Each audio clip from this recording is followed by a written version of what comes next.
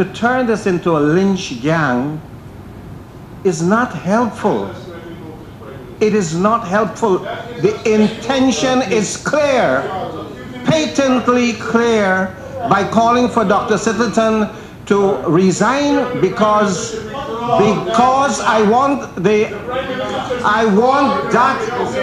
statement to be withdrawn.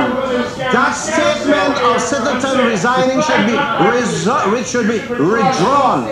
That statement, because it's intended to lynch. The heated discussion occurred during a special seminar hosted by UK advisor to the Special Organised Crime Unit, Dr. Sam Sitlington, who sought to sensitize a group of MPs about what to look for as it pertains to money laundering, corruption and fraud within public offices. After his lengthy presentation to the MPs, PPP Member of Parliament Harry Gill questioned the advisor as to why no in-depth investigation was being done into alleged corrupt practices of the current administration.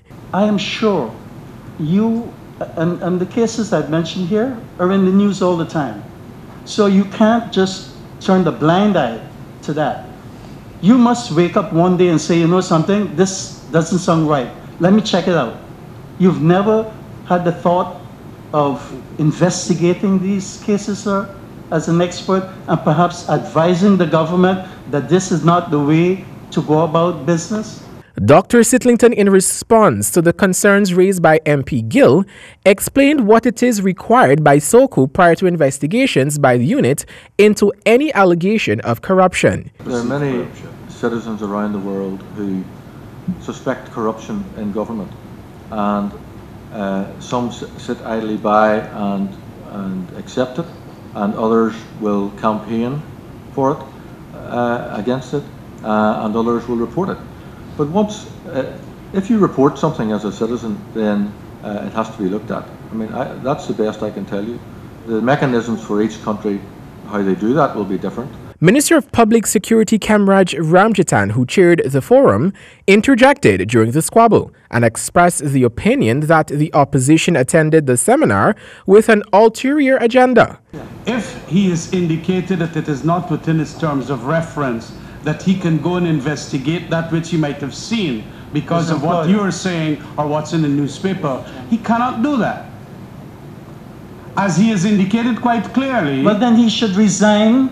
Well, okay, he should resign that is because it's a conflict of interest, and it's not doing good for his portfolio.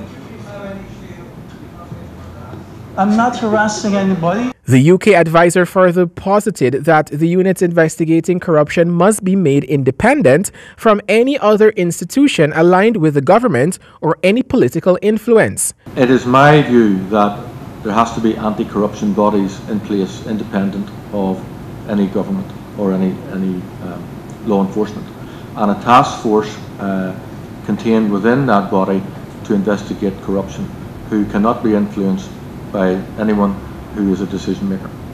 So it has to be kept independent from even law enforcement. Javon Vickery, HGP Nightly News.